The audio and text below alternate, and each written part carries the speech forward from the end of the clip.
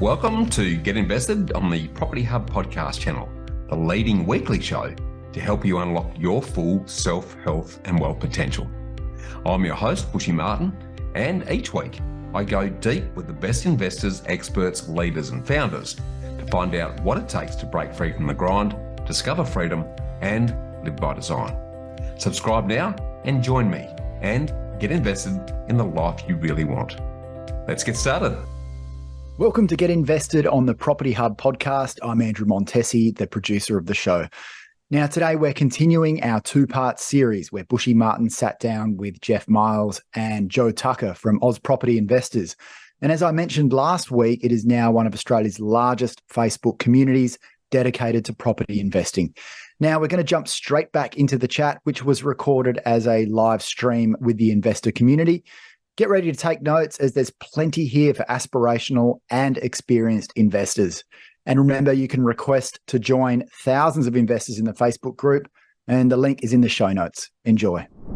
So getting crystal clear on those numbers. And again, part of that exercise, that this accountant come financial planner come restaurateur at Clarendon, he was really good actually when I think back on it. It was very fortuitous that he happened to be there at that time.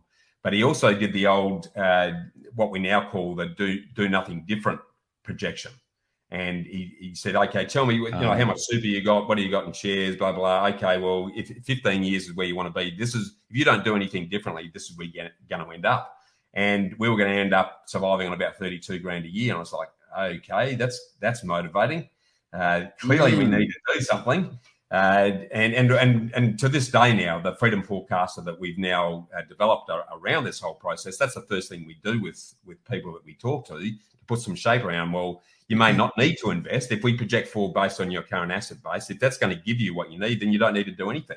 But if there's a gap between that and where you want to be, what is that gap? And then what do we need to do to bridge the gap? And that tends to start driving the strategy. So, I hear a lot of people talking about property strategy, but I think they're missing the point in the context that you've got to get your lifestyle strategy first, then complement that with your finance strategy to look at what your capacity is and your capability to bridge the gap to make that happen. And then the property strategy will fall out of the bottom of those two. So life first, finance second, property third. What do you say is your life? What forms part of the lifestyle strategy? Is that like, do you want to go overseas twice a year? Do you want to upgrade your car? Is that what a lifestyle? Spot on. That's exactly it. So we like to travel 3 months of the year.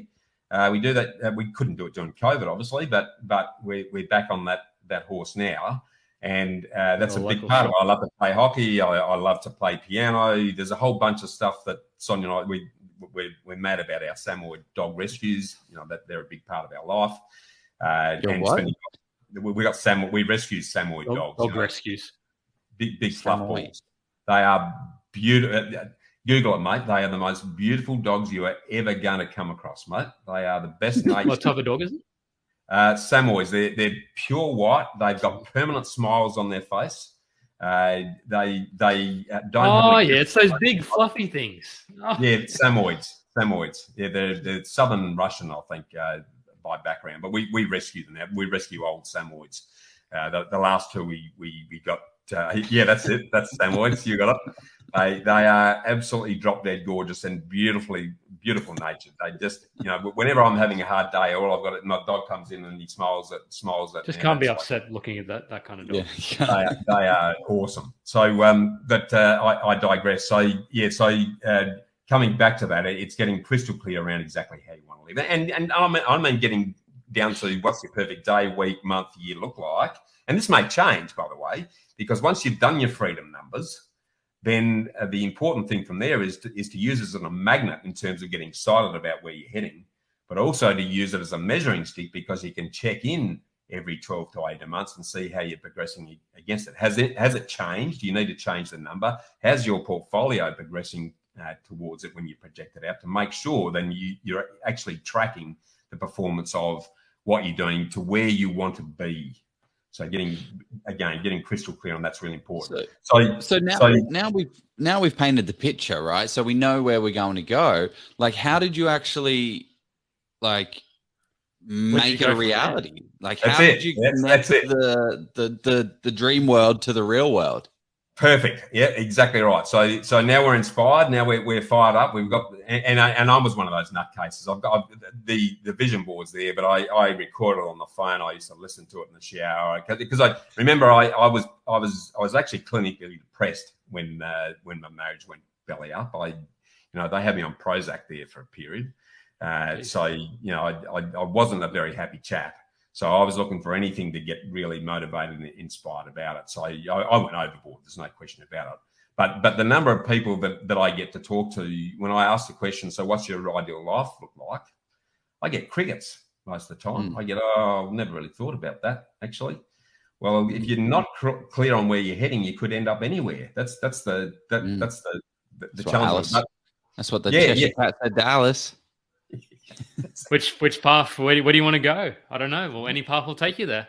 That's exactly spot on, guys. Spot on. So sort of now that we've got the GPS, and it is a GPS, it's not a roadmap because you tend to change direction a bit. But if you're still guiding towards where you want to be, then that really does lead you. And the really good thing about that as well is that then means if you know where you're heading, then every decision you're making day to day is based on, is it taking me closer to that or further away? So you've got a basis to be making decisions against. That definitely changes the assets that you are buying, and then all of a sudden this crypto exciting NFT that's just been created. Well, is that taking me closer to, or is that taking me further away? Super interesting. Absolutely. And the really critical thing there, Joe, following on, expanding on what you're saying there, is that what became crystal clear to us right from the get-go. I mean, we had to remember we were looking to create a $4 million income-producing nest egg from day one. Well, where our focus needed to be: growth. Yeah. With nothing, it had to be all about growth. Capital growth, is it? 100%. Whatever we invested in had to be, and those three things: income producing, growth, saleable. So we had our template in our head pretty much, and we started looking at the world through those glasses, if you like. So what do we do then? And you're absolutely right. So remember, we had very little capital at that point in time. So what did I do? I cobbled together $5,000, and I went and spent it on a technical share trading course to trade in CFDs. Okay. So, we probably took the same course, Bushy. I mean, okay. My manual's over there on the shelf, and I haven't touched it. I didn't trade. There you go. Well, I leapt into that. I leapt into it in a big way because it's like, how can I go from very little capital base to try and build one reasonably quickly? And I jumped at CFDs. That their leverage is 100 to 1. I was trading the indices at that point. And a highly high risk strategy, guys. It's when I look back on it, don't try this at home, kids. No, I wouldn't recommend anyone do it actually, because it was a roller coaster ride. There were times when I would lose 30 grand overnight, just like that. Wow, 30 grand. Once I got money, rolling, right? Yeah, it's serious money. It was a real roller coaster ride, and I was having to spend what I hadn't worked out was I had to spend about at least 4 hours a day doing, because I was day trading effectively. So a couple of hours before the open and a couple of hours after and around the close is where I was putting it. And it's not for me. It's not my cup of tea, because if you're staring at the screen that long, you start wanting to make it happen, and then you start making some really dumb decisions. Which is exactly and the problem is a lot of it's out of that sort of thing. A lot of it's out of your control. Like there could be like a major news event, or there's hundreds of different kind of news things that come out, and that you can't predict what, and you might not even know that news event's happening. So it's just spot on. Very volatile.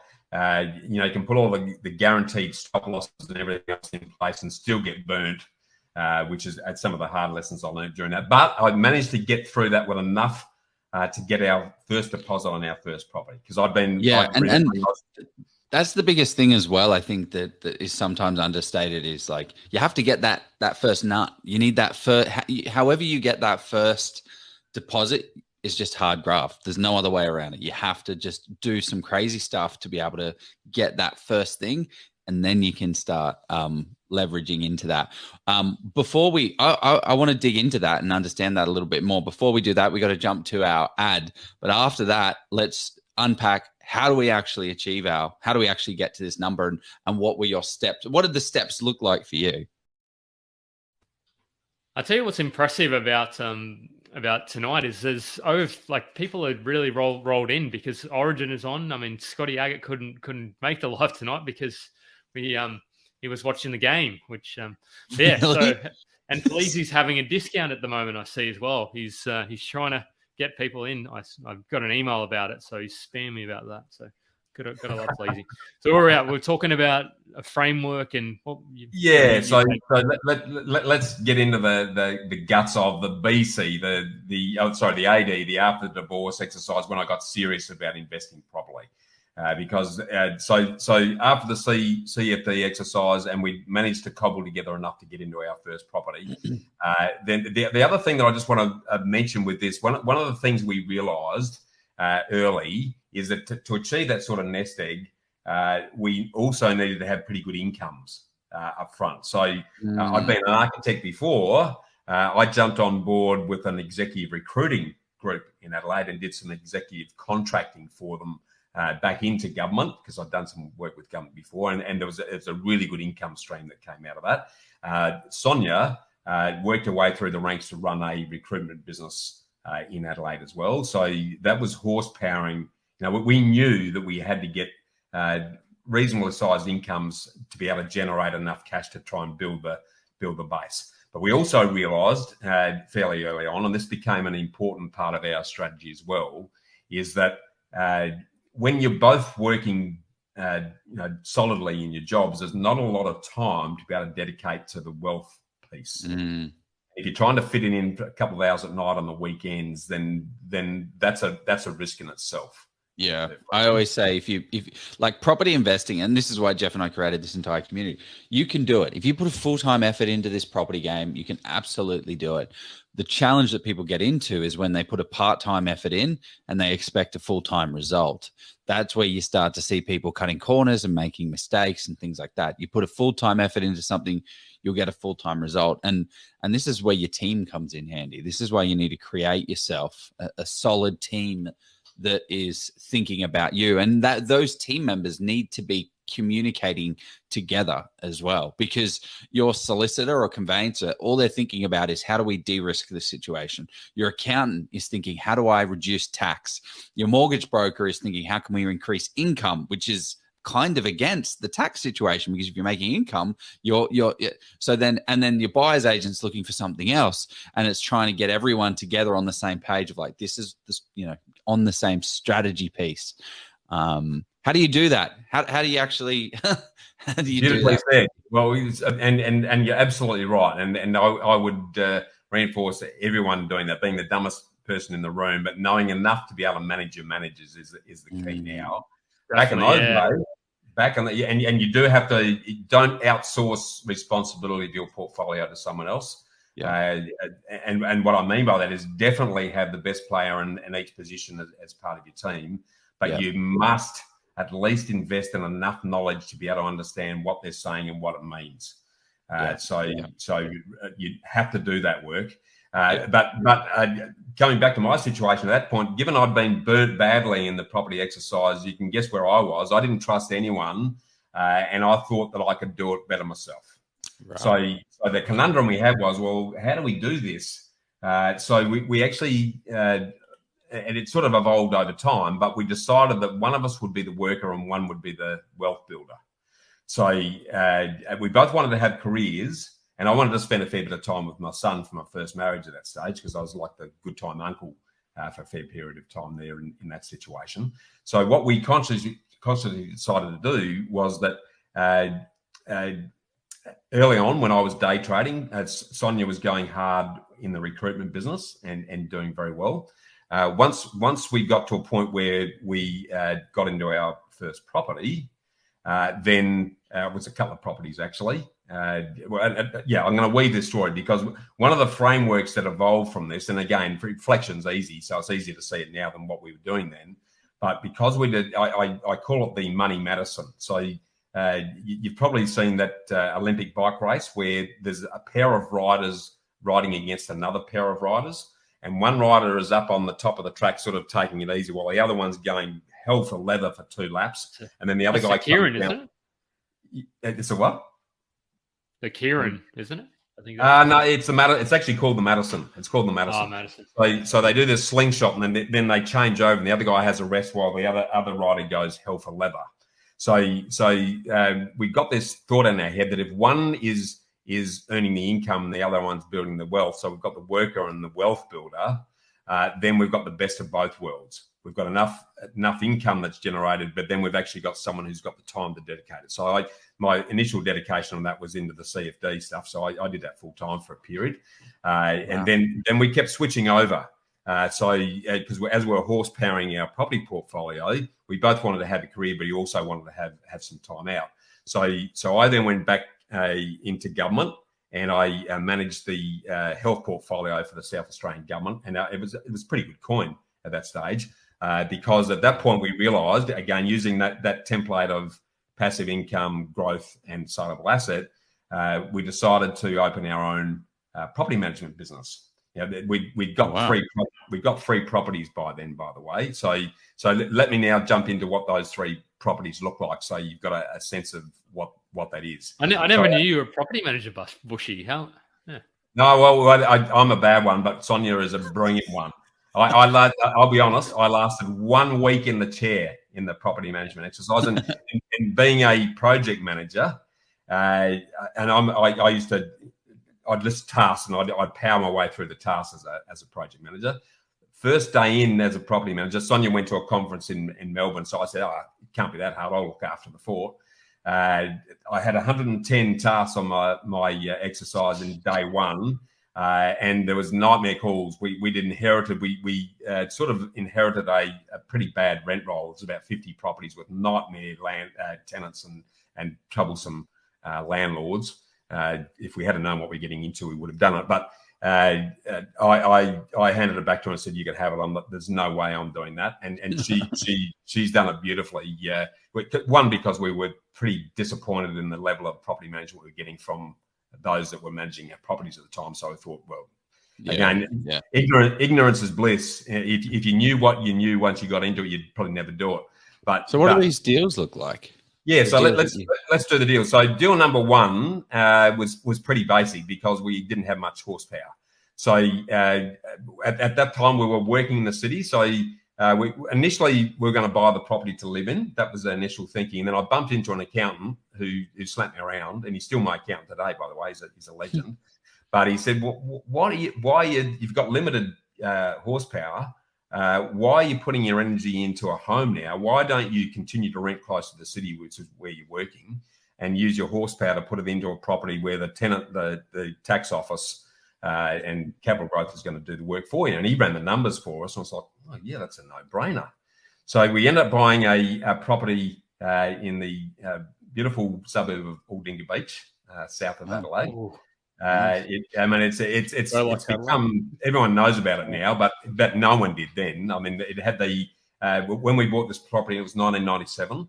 It was the highest number of unemployeds lived in Aldinga Park in the state. So that gives you a bit of an idea of what the place was like. It was pretty average then, to be perfectly honest.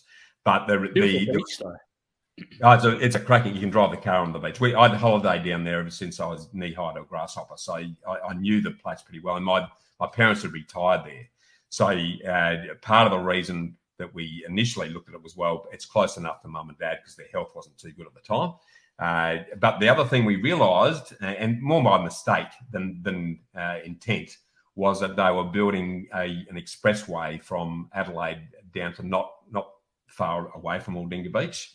And we sensed that that would really open the place up and values would go through the roof. And that actually proved to be the case. So we picked up the property for 84 grand. It was a 3-bed, one bath place, a corner block, a decent block. It was just a bit over about 1,200 square metres or thereabouts. And it's in the scrub. It's in the nicer part of Aldinga Beach. It's only 150 metres from the beach itself and the ramp down onto the beach. So it was a cracking spot. But the story about acquiring that one was a cracker because there was no internet.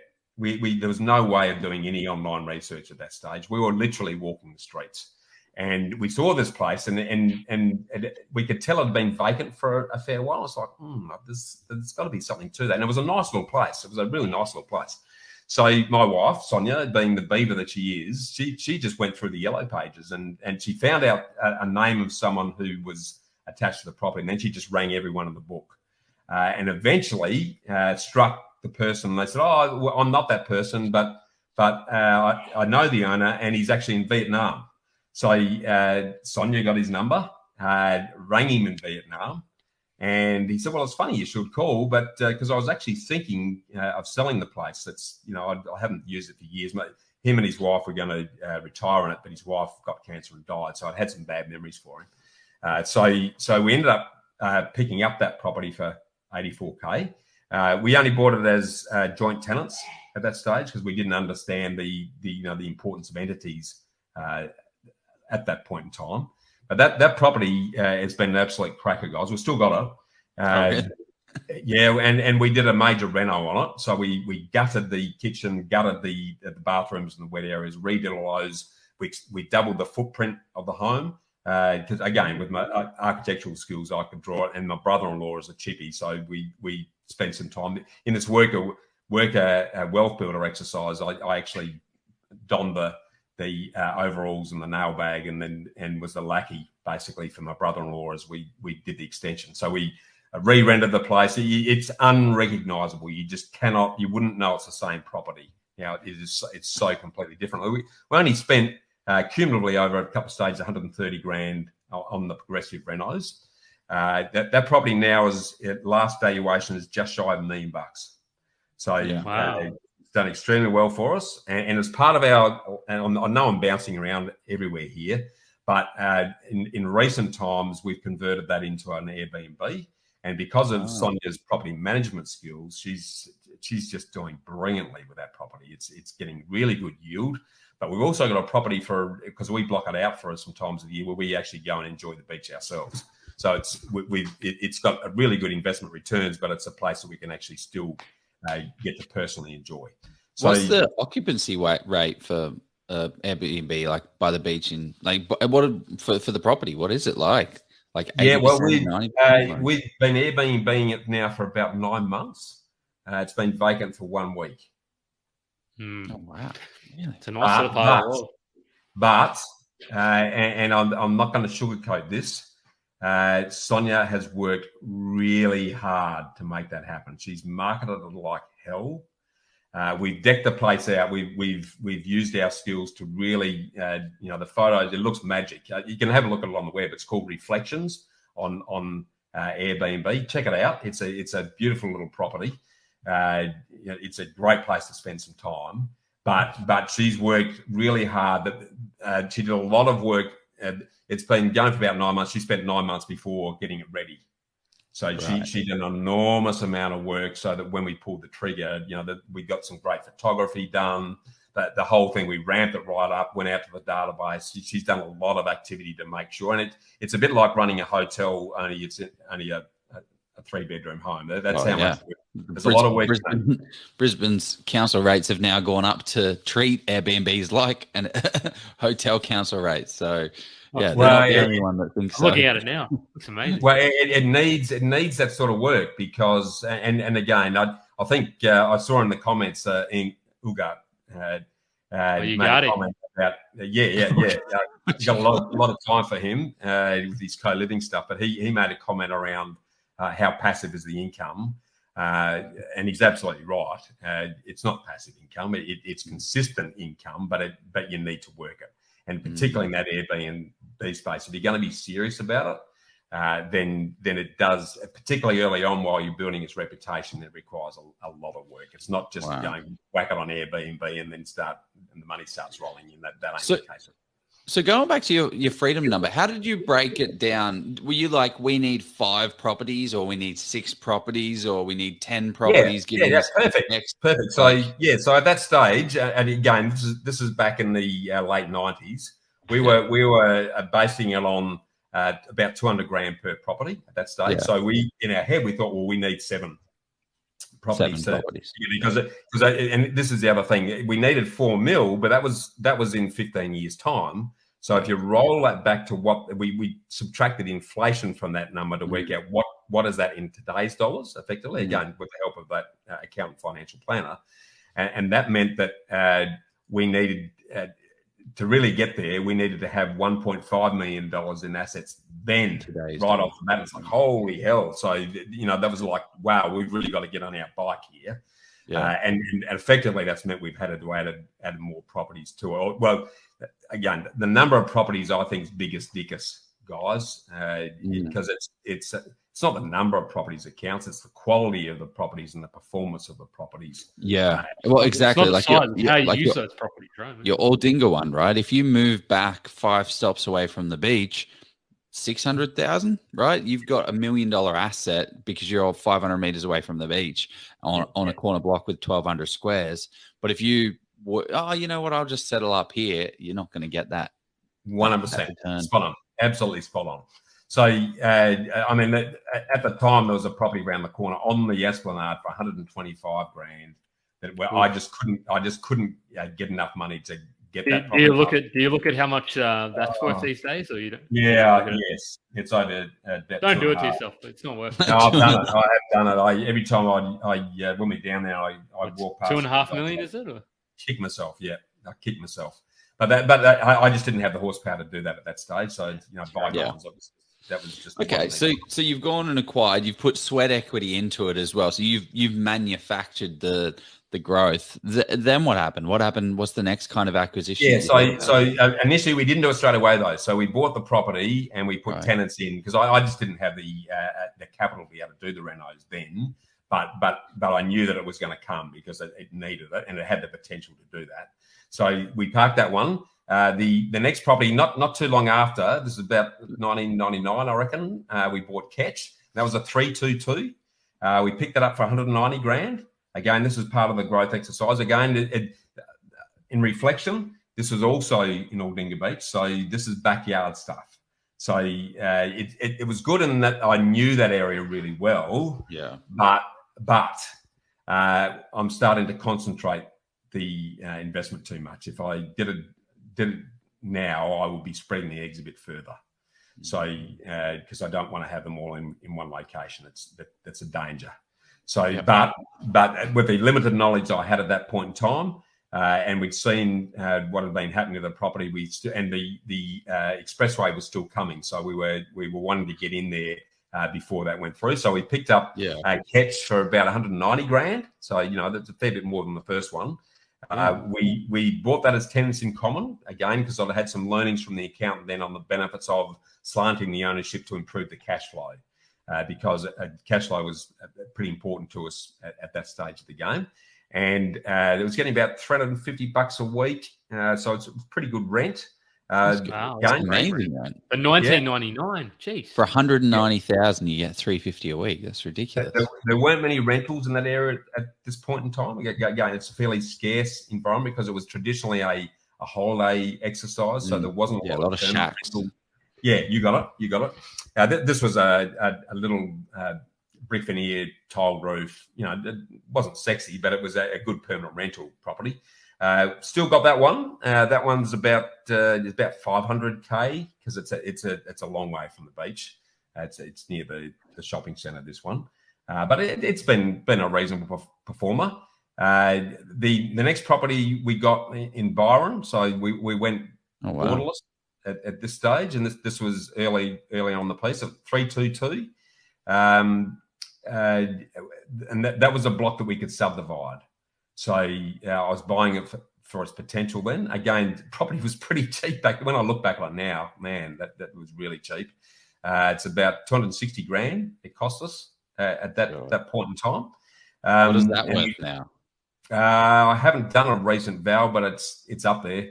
It's up there. It's pretty grunty now. But we actually did carve off the block because it had the potential to subdivide. So that has been a cracker for us as well. We've turned that over. I'll get to this, but we're into the part of the thing that I realised is that investing in growth property is great for the capital growth, but you're never going to survive off the rent. You're never going to be able to get enough rent. Which a lot of investors think, right, I'll go for growth, I'll just pay off the debt and live off the rent. Well, when you actually do the numbers on that, it doesn't stack. So we fairly, once we got into this journey, we started to realise that this isn't going to be the philosophy. What are we going to do? So it's about transitioning the portfolio and starting to move from growth to cash flow, which I'll talk about shortly. So, but again, that was a pretty good property. We started that's when we started the property management business. So we wanted to get some under our belt while we had the employee income, because it's much easier to borrow. And remembering here, this is in the days when you could borrow 97% plus lender's mortgage insurance. So it's basically 100% lend, where you were paying for the stamps and the on cost. So we didn't have to have big deposits at this point in time. Can't do it anymore. But we certainly took advantage of it. And that was in the days when, the low doc lines were, if you had a pulse, you could get money. They were virtually giving it away hand over fist at that stage of the game. Very different environment now, there's no question about it. But we started the property management business, and Sonia really got cracking with that. So I was doing this government contract. I'd switched to the worker, and she was the wealth builder at that stage. And then once the property management business got to the point where we're getting enough financials out of it to justify the borrowings, by that time I'd realised how important finance was to the whole equation.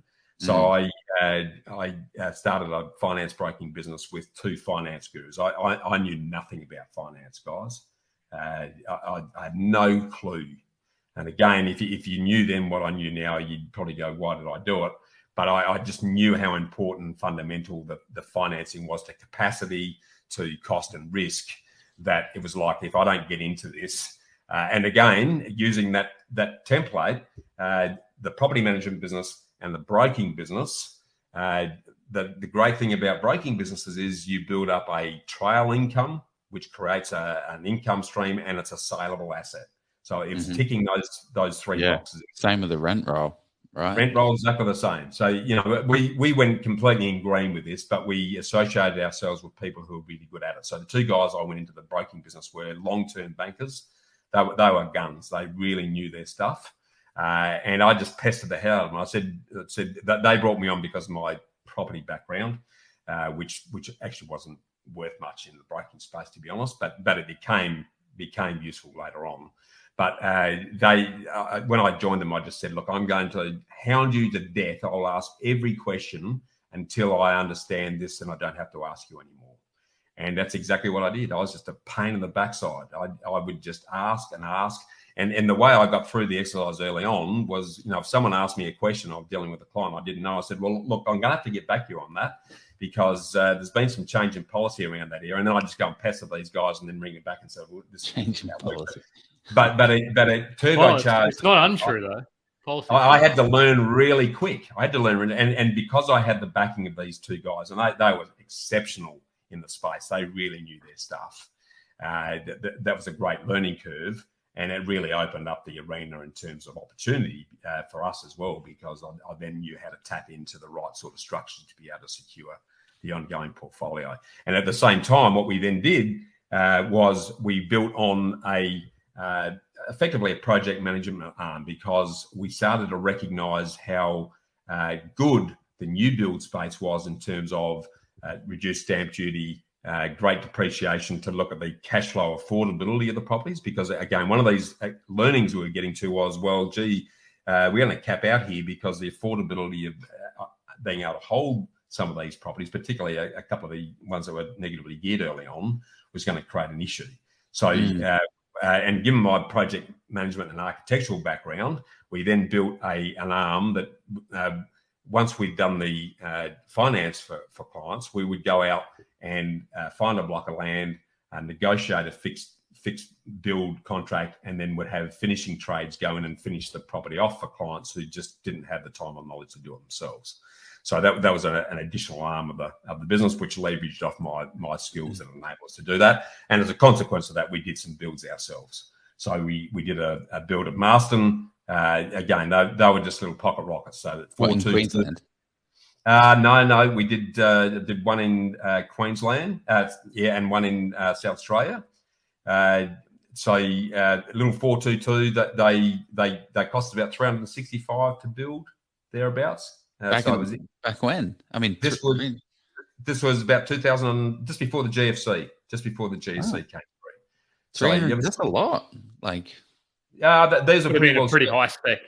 They were. We weren't building shit boxes, and we were trying to get into areas that were fairly tightly held, but they had a decent land content. This wasn't the greenfield crap that you see in a lot of these endless subdivisions that go forever. We were trying to be a little bit smart about it and give our clients and ourselves a better product as a result of that. So that was pretty good learnings. Then the next move, and this was a big move for us, the GFC hit, and the world was going to end as we know it. You probably remember the times. I'd been doing a shitload of reading by this stage, and I knew that crises like this were golden, once-in-a-lifetime opportunities. So what do? We jumped on a plane and went to the States. And we spent 3 months over there researching the place. We went up and down the east and west coast. We ended up buying 3 properties over there. I had a self-managed super fund by that stage. So Sonia and I purchased the properties through the self-managed super fund, and we used a really good accountant who structured, and it was a really complicated ownership structure. There was hybrid trusts and corporate entities attached to this thing so that we could separate the US tax regime from the Australian and avoided double tax. And it was. Did you pretty much have to use cash to buy those as well? Because trying to get a loan, I imagine. We didn't get a loan. We didn't borrow money. But let's put some perspective around this, guys. We bought a property in Maryland, a property in Washington, and a property in Michigan. They varied from about 30 grand up to about 60 grand in cost. And these properties, these are 2-story, 3-bed, double bath properties with a double garage in a really nice area. So they didn't buy Detroit, not in Detroit, Michigan. No. Shit, no. There was nightmares over there. There's people getting killed in that part of the world. But again,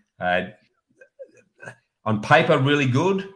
In reality, pain in the backside, because the cold hard reality, the thing that we hadn't really understood, because this is where desktop stuff can get yourself in trouble, is that the quality of the professionalism of the players in the space over there is not a touch on what we enjoy here in Australia. So the number of late night phone calls and whatnot to be talking to property managers and maintenance guys and everything else, it was horrific. We ended up employing an independent project manager over there to be our eyes and ears, to keep an eye on the people who are supposedly looking after our property, to make sure that what they were saying they were doing, they were actually doing. So while the numbers are great, I mean, the rental yields on those properties are around between 25 to 28%. But when you're paying that low amount of money, this is a relative, of course. And the other again, more by good luck than good management, I think. The Australian dollar was $1.04 to the USD at that stage. We've sold these properties during the height of the exercise, beginning of last year. We got rid of them, but because the Forex exchange had built in 20 or 30% of fat right there and then, because the Aussie dollar was back at 70 cents when we offloaded them. So in terms of just the Forex exchange, they've ended up doing all right, but we bought ourselves a late night job with those properties. Again, in retrospect, I wouldn't do it if I had known what we were getting ourselves into in terms of the time that we needed to spend to do that. But we've come out of it all right, but it needed a fair bit of grunt work to make that happen. So yeah, I mean, a lot of what I'm hearing is like, this journey is not a passive. We started the show with 200,000 passive income. It's that's 200,000. That's why I say passive income is not passive. I call it residual. Like passive. Yeah, it is, and that's exactly right. I think passive income is a bit of a furphy in reality. I think anything you do, because our investments are as much a business as our businesses are. So the property management business we have, the broking business and our properties, they're all businesses in their own right. And you should be treating them that way, by the way. They need that level of care to make sure that you're really optimizing the performance. No question. So, okay. So I guess in terms of story, I'm just kind of thinking time-wise, it'd be great to get some questions. So if anyone has any questions about what Bushy's story there's been a few, throw them in the comments. I want to close the story here because just circling back to what I was talking about before, the growing realization as we're going on this journey was that just pouring our money into properties, we were never going to be able to live off the rent. That was just not going to be sufficient to do that. So we started to understand that we needed to rationalise the portfolio, and that's exactly what we've done. So to get in that position where we're now getting much less time-based income from the exercise, we've offloaded got rid of the US properties.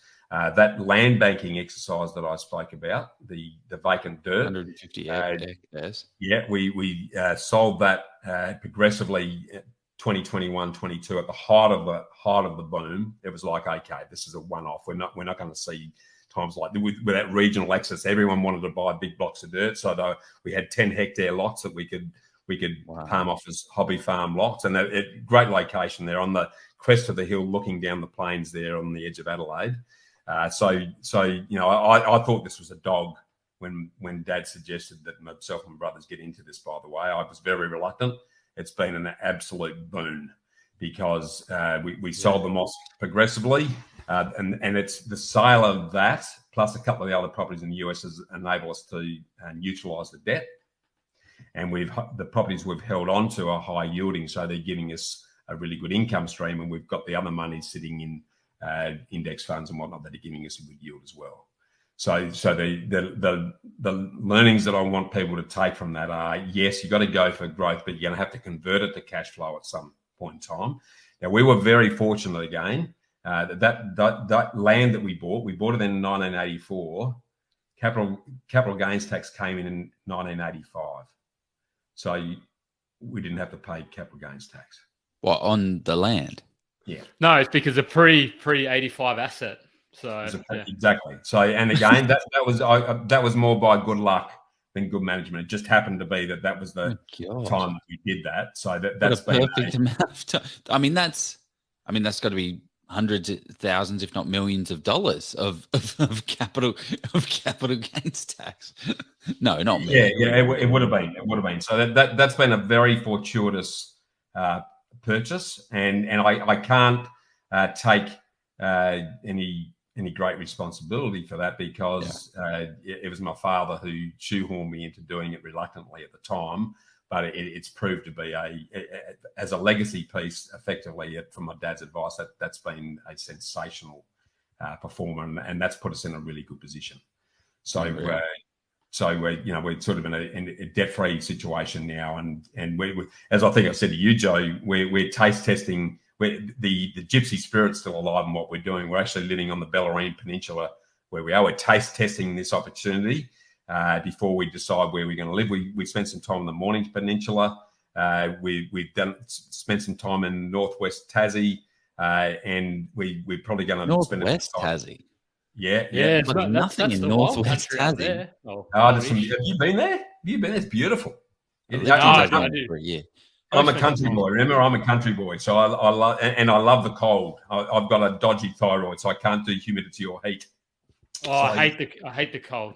I love the cold. I'm one of those oddbods who loves to rug up. So we're in the privileged position now where we're able to taste test different locations because, as you repeatedly say, Joe, it's boots on the ground that really tells you how good a location is. We've done our desktop research and said, well, these look good. Let's actually spend some time living there. And once we've confident around the spot we actually want to enjoy, then we're actually going to get the forever home for the next 10 years. Yeah. So that's the end of the journey. That's a bloody wild ride, that's for sure. So many. I feel like we could have. This could have been our 4-hour session or something, Joe. It's just I feel like we've shortcutted the back part of the story, but that's okay. Yeah. So well, I guess This is super interesting because it took so long, and it's just kind of a proof. Like, because I speak to people that have, like, I've got a client right now, and they've got 15 properties, and it's like, holy crap, you're at this position, and then I wind back and they're like, yeah, but that's over 15 years. We've been doing this, and then we build up kind of plans, and it's like, oh, people have 5 properties. They're like, yeah, but it's been over 7 years to get to this point. And it's cool because you can start to like map it out and say, oh, well, you're actually in 5 years, you'll look here. And it's like, well, that's where they are. And then in 15 years, it's like, well, that's where these guys are. So you can you can do it. You just be very conservative with your numbers, and you can make it happen. What's this comment? I just wanted to bring this up because somebody said, Yasmin said, she said it's exhausting. Tim's question, and she said it's not the will I'm lacking, but I know that I'm not an architect nor handyman. Would like to know slow build. Must admit, kudos to him. So I would say though, Yasmin, this has happened over 30 years, hasn't it, Bushy? Like this is yeah. So we started in. Yeah, so we started our journey at the AD portion of our journey. We started in mid-90s. Yeah, mid 90s. So what are we now? What's that? 96. Yeah, it's getting on 20, towards 20 odd years, 25. Yeah. And that is a couple of the key take home messages here. I think that because we've made this has become our life. So we've put energy into all of this. All of the stuff we're doing business wise is still around the whole property piece. And the one thing that I would say to people is that if you don't know the knowledge, and if you're using those 3, the template of residual income, growing value, and resaleable asset, just because you haven't done something doesn't mean that you can't do it. You just need to surround yourself with people, or as you said earlier, Joe, make sure you're rubbing shoulders with independent professionals in each of the key positions that can help you do it for you and teach you along the way. Yeah, because I'd want to hit on some of this stuff that you've said here, Yasmin. I'm not an architect nor a handyman. That's a bit of a limiting belief around, like, well, I'm not an architect. I'm not a Jeff. Have you ever picked up a hammer? I did when I was free, and I whacked myself on the head. So I haven't picked up one since. I ended up with you don't need to have those type of skills. And I think Bushy, you were on the session. We're talking about value add last week at the Geelong live event, and a lot of it was you just have professional teams like you. Like I'm doing a renovation right now, and we need flooring, we need a new air conditioner, we need to paint it, we need to do all this stuff to it. It's going to cost $15,000, but all that is 5 trades that are going to come in. One's going to come in and do this. This one's going to do this. Then that one's going to paint it, and then it's like that's it. I didn't pick up anything. You don't have to be an expert at it. The architect thing, I think, has actually been more of a hamstring than a help, to be honest, because. If you look at that first venture into the property game, that was a disaster because I thought I knew it as an architect. I've virtually had to pull my heart out as an architect, as a property investor, because it's about the numbers, not about how good the property looks, which is what architecture is generally about. Our ventures into property management and finance broking, I knew nothing, but. The thing that I was keen to do is learn from good people. So we built both of those business by hard graft, but also rubbing shoulders with really good players in each of those spaces. And both Sonia and I are not scared to ask questions. You've seen me in action, Joe. You've sat on the Get Invested in the Realty Talk exercise, and I would just ask away. Because if I ask enough questions, I'm going to get the answers I need. And then if I can't do it, I'll find someone who can. Exactly what Jen Lee's saying here is with the internet, YouTube today, anyone can access free education. Anyone could become a handyman, a designer through self-education. It's an awesome point. Having said that, before you get to this comment, I just want to say thanks for raising it, Yasmin, because it's the kind of thing that everybody's thinking. Like it's the I mean, I don't know if it's the elephant in the room, but it's kind of, yeah, because it's like, oh, great. Like Bushy's an architect. He's a handyman. He's all this, or handy woman, whoever. Yeah. But it's like, oh, I can't do that. It's these people. And I think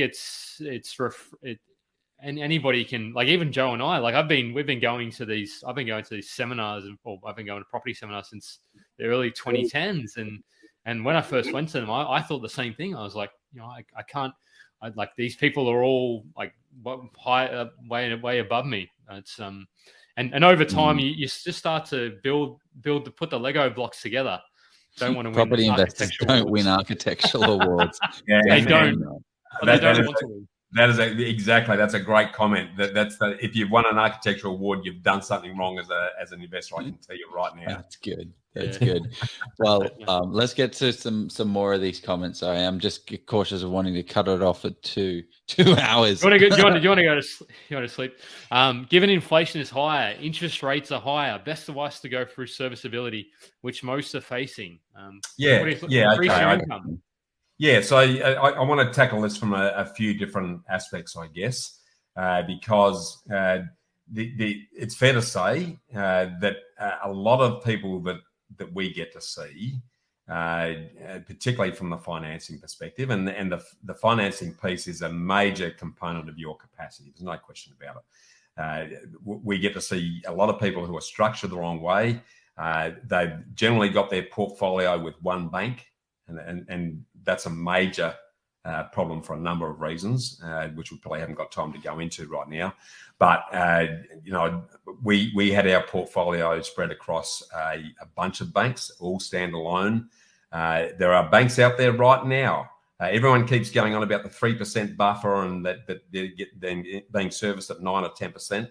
Well, if you dig hard, there are still banks that don't have the buffer on it. You can lock in if your need is to get into a property. There are banks that will offer you fixed rates that are still in the 5s and don't put a buffer on top. They're giving you a much better capacity than just sticking with the majors and sticking it all under one hat. And the rate as well isn't ridiculously high. Like, you don't have to necessarily pay 10% for those kind of second or third tier. No, well, there's one lender I know of. I was talking to my broking team today, saying, "Hey, I'm talking tonight. Bring me up to speed." Well, I know there's a lender that you can get at 5.67%, no 3% buffer. They'll also take on all of the variable income bonuses.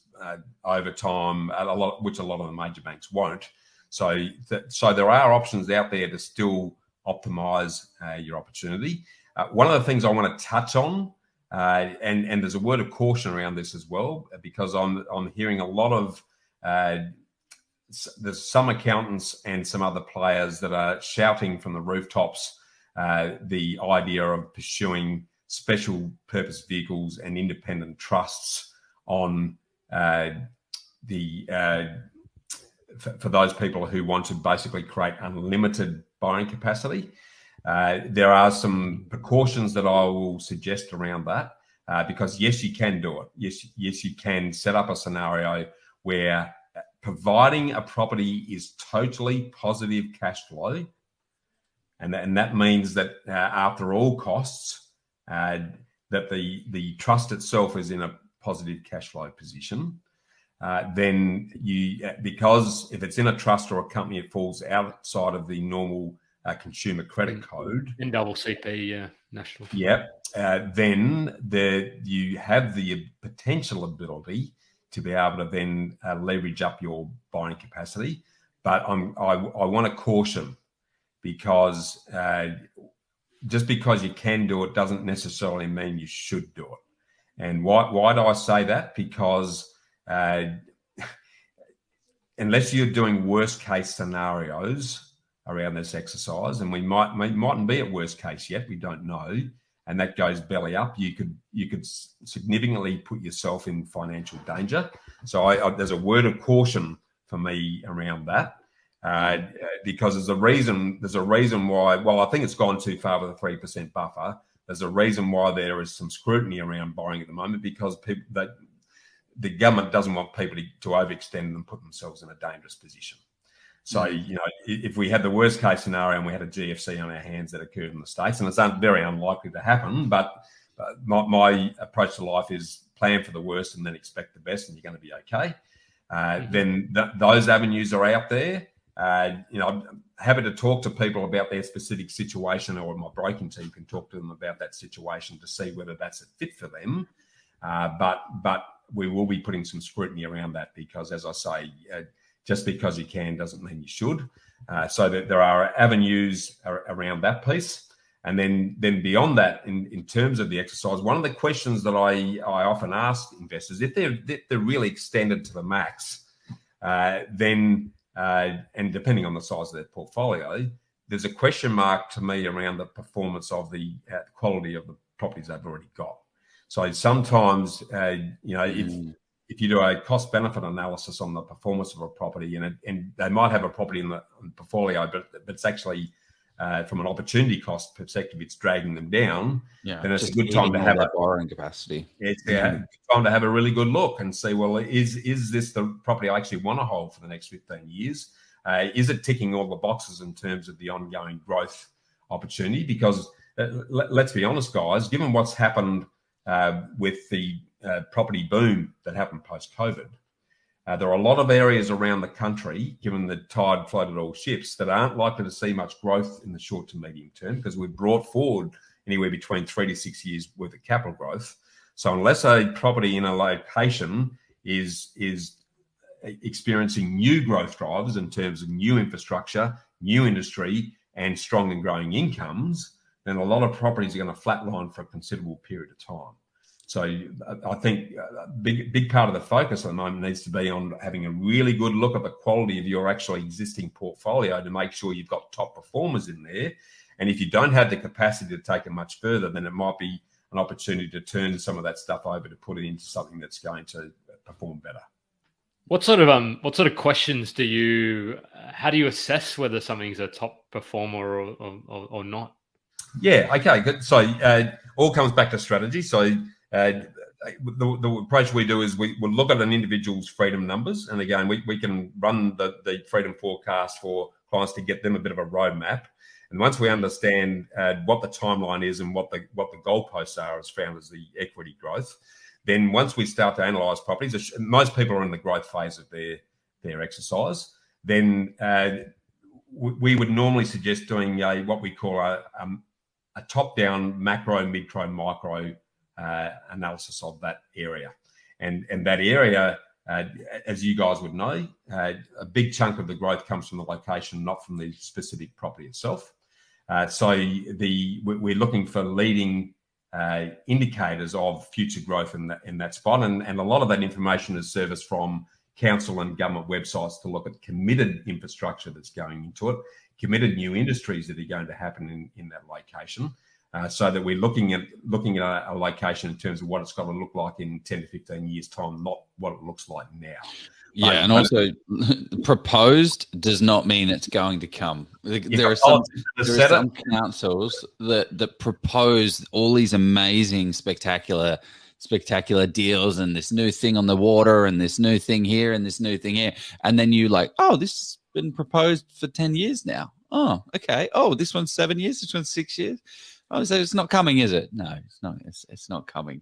Spot on. And I got to emphasise committed infrastructure. It must be committed if you're going to be serious. Not a politician making an announcement to try and win some votes. There was a great question about. Oh no, sorry, Jeff. There was one about this day and age. It was about like. Oh yeah. I got it. Yeah.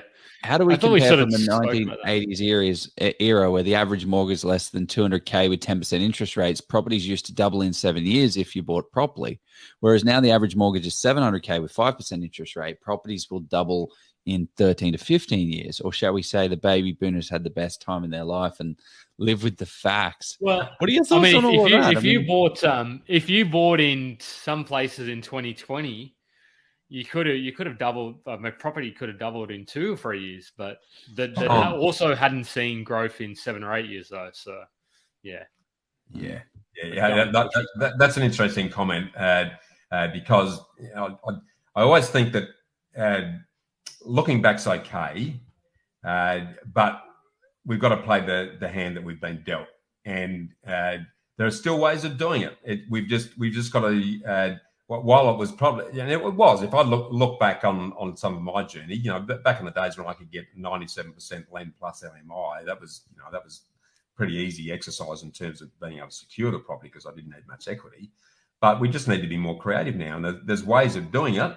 And I think the underlying comment from what that member said is I think they're right. I think it is a 15-year journey. I've done my own maths on this. So if you're going in expecting to get amazing results in under 15 years, you're probably kidding yourself. You might get lucky. We might have a pandemic where what happened in the pandemic is the second time in the 230-year history of the country that we saw property values rise so much across the board. We saw anywhere between 20 to 50% increases in values over that time, and that's only the second time it's ever happened in Australia. So yeah, I mean, this is the property market's just like the share market. You put money into it, it's going to grow. The government printed billions of dollars, which flowed through of people's bank accounts into the property market. So it is, of course, going to go up. And this is where everyone's getting, well, I think where everyone should be a little bit more precautious of where they're buying. Everything is not going to rise like it did. So be very careful of the areas that you're investing in. Make sure that the fundamentals are still there, because actually this is coming up to a great question that Jonty put on. In case of diversification, is it better to spread the portfolio, even if you think the fundamentals of the second area are not as strong as the first area that you've already invested in? What are your kind of thoughts to that? Yeah, okay. That's a really good question, Josh. And again, my response to that will be depends where you're at on your journey. So my feeling is early on, if the spot is an absolute crackerjack and you're not exceeding the land tax threshold, so you're going to get whacked by that, then early on in your portfolio, then having that concentration, providing you're really confident around the performance of that ongoing, then why not? Once your portfolio starts to grow, though, for land tax and the cross correlation benefits of spreading it across a wider audience into different states with different exercises, I think it's a safer way to protect your portfolio. So again, I don't think there's any hard rules with any of this. It's about what is appropriate to that particular investor's portfolio based on their goals at that particular point in time. Yeah, I totally agree. Because for example, if somebody says, "Oh, look, I bought a property in Sydney in what 2010 or 2012, whatever," and they paid, I don't know, like $500,000. Now to say, "Oh, look, getting around to buying a third or fourth property, going to buy in that same area in Sydney, you're going to have to drop $1 million or just a touch over $1 million," or just like, is that really not rational, but is that the best decision to it? And the yield's probably 3.5%, maybe. Yeah, and nothing is harder than going to an area and buying it in the 300s to then go back and buy it at the 700s. Like, nothing's harder.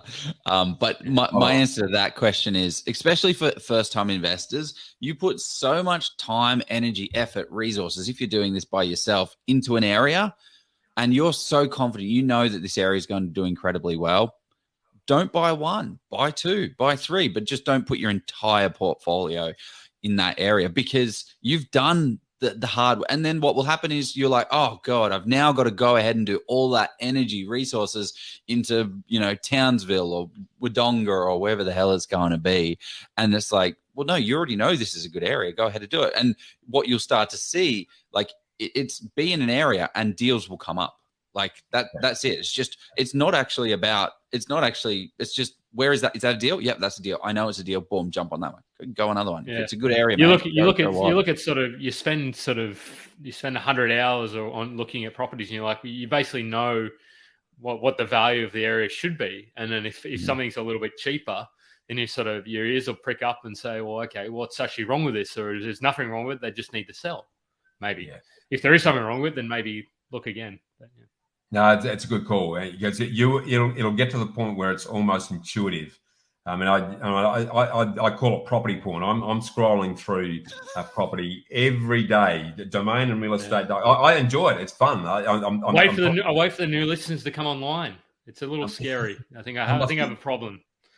Property. Okay, well let's. I think we should end on this question because I feel like it might be a bit of a curly one that might go on for a little bit. But Bushy, if you were to restart again today in today's environment, so let's go back to architect Bushy back in the day. You're starting all over again. You're 33 years old.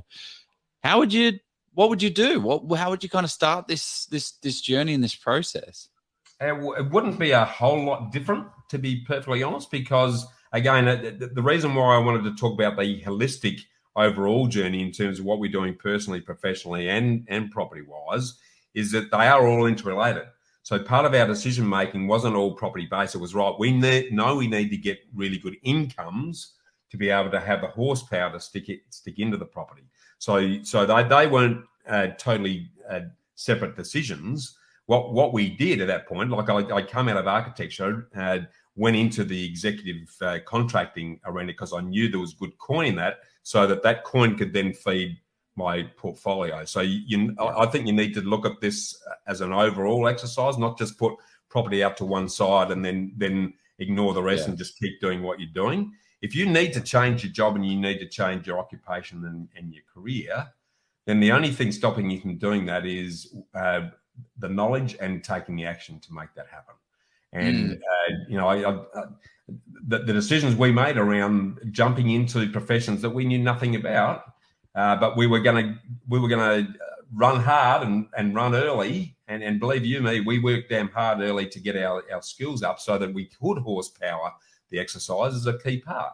So easy for me to sit here and say that now, by the way, because I've been through all that pain. But I do encourage people to, if you're serious, in all here, it's in this little. It's the Bible. Yeah, exactly right. The thickness. It's a slab. It's got thud value, mate. There's no doubt about it. But so I encourage people to really look holistically. If you're serious about really putting yourself in a position where you're going to generate an income stream that allows you to do and live the way you want, then don't separate what you do from what you invest in, because they all need to come together as part of the overall plan. Yeah, that's great advice. I see a lot of people doing that where they're like, well, no, I'm just going to work, do an Uber and I'm going to do these little side hustles. It's like, yeah, but that doesn't fundamentally solve the challenge. Like getting that extra bit of income isn't actually going to help your serviceability as much, because you got to do it for a number of years.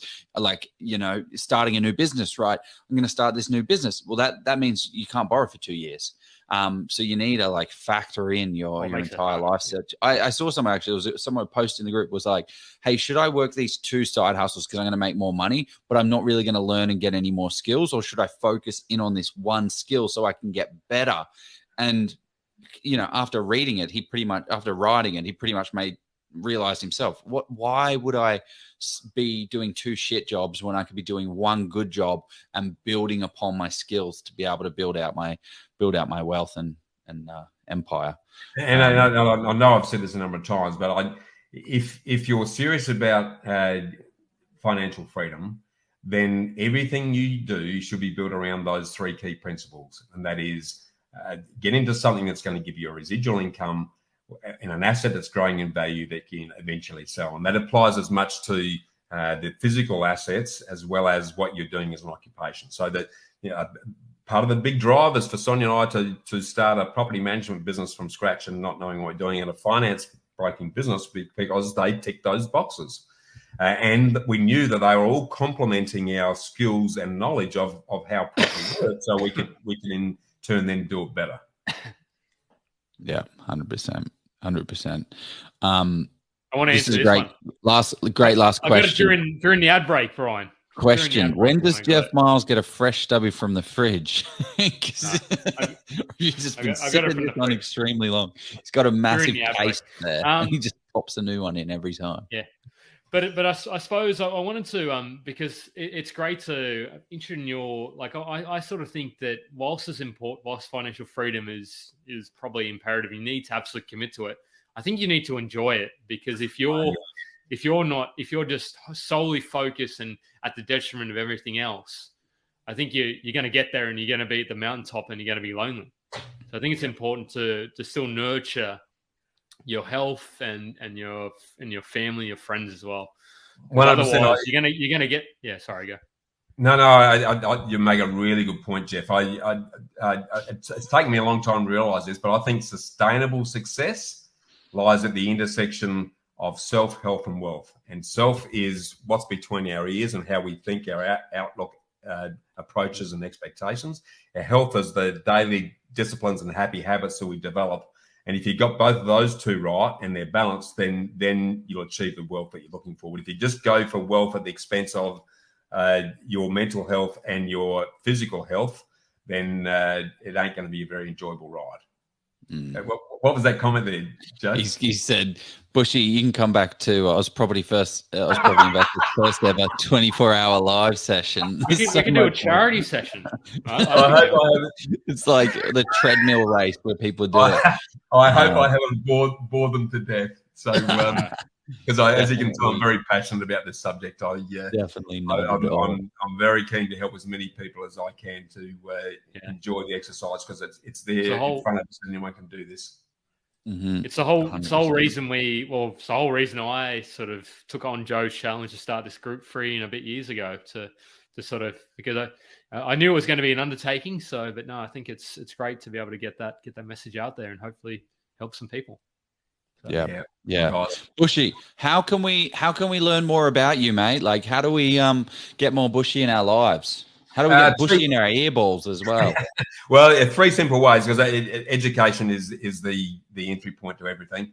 So just like the great information you guys share, if you Google search the Property Hub, then I host the Realty Talk Show, which the living legend Kevin Turner has been running for about 15 years, and just every living legend in the property space has come onto that show. So there's some brilliant learnings that come out of that. And you'll also, bushymartin.com.au, jump on there and you'll see the podcast run. The other thing that would be worth diving into, if you're not a reader, and let's face it, the Freedom Formula is a bit of a slab. There's, I've condensed my lifetime's work into that, but to make it easy for those who want to stick it in their earbuds, we've also created the Property Wealth Bootcamp, which is a free podcast series. Again, knowhowproperty.com.au/property wealth. If you plug that in, there's a 7-part series there that goes through in a bit more detail the stuff that I've actually covered off tonight, so you can put a meat around the exercise as far as that goes. So I've just downloaded all that for people who just physically can't sit down and read a book. So take advantage of that exercise is the key thing. And if there's those that just want to look at their own freedom forecast or to look at alternative avenues in terms of increasing their capacity, then I'm very biased. But the investment savvy mortgage brokers we have on the team are second to none. So the Know How Property team, if you just reach out and have a chat, then we can start to put some shape around that if that's of any use to you. Love that. Yeah, Stuart said, this is Stuart. Stuart was at last Wednesday's event as well. Oh yeah, thanks, Stuart. Great to see you again, Stuart mate. Goring. Yeah, awesome. Love it. Well, mate, this has been an unreal session. Thank you very much, Bushy. Always amazing frameworks, and it's cool to unpack your story as well. I actually learned a lot through it, and it's just keep doing it, right? Like it's just keep plugging along and doing the right thing, building the right team, and making the smart choices, and you'll get there. Remember that quote at the start? That ends the old Warren Buffett's. I'm a big fan. Wealth is a transfer of money from the impatient to the patient. So just stick at it. It's not going to happen quickly. Property is a get rich slow, wealth by stealth approach. So do that. And again, full marks to everything you guys are doing. You've created a fantastic community, guys. Anything that I can do at any time to help you, you yell out. Very keen to get the message out there, and I can't wait to get you on the podcast, Jeff. Oh. Good luck getting Jeff on a podcast. I have been on a couple. I do go on them. I don't know. I'm already busy enough, and I just feel that if I go on these things, people are gonna. I feel bad when I can't respond to people. So that's why I'm reluctant. Well, I can make it easy for you. I can give you all the questions, and you can prepare it so you're never put on the spot, mate. Oh no, I don't worry about that. I'll answer pretty much most questions. It's just more about actually then people saying, "Oh, I've seen Jeff on an interview. I got to send him a message," and yeah, here we go. Everybody, the love is coming in, and I'm glad I did not watch Origin. New South Wales getting belted. How bad are we? Who won the game? Is it over? We know pretty much Maroons or the Blues? 20-0 up at halftime. Absolutely. 20-0 up. Oh god. Yeah. It's a slaughter. Disgrace. We get Anyway, the cricket let's go and then we don't get the football. Let's go and request that beer then, guys. Go buy a property. See you guys later. See you guys. Thanks for tuning in to Get Invested on the Property Hub podcast channel, your home for property investment insights and inspiration. And don't leave yet until you've taken the next step towards living by design by getting my award-winning book, Get Invested, absolutely free when you sign up at knowhowproperty.com.au or bushymartin.com.au. And finally, make sure you subscribe to Property Hub to get your weekly dose of Get Invested inspiration, along with every episode of Realty Talk, Australia's leading property show for red-hot property investing news and insights, direct from industry leaders and influencers. Remember to always get invested in your knowledge, and I look forward to seeing you next time.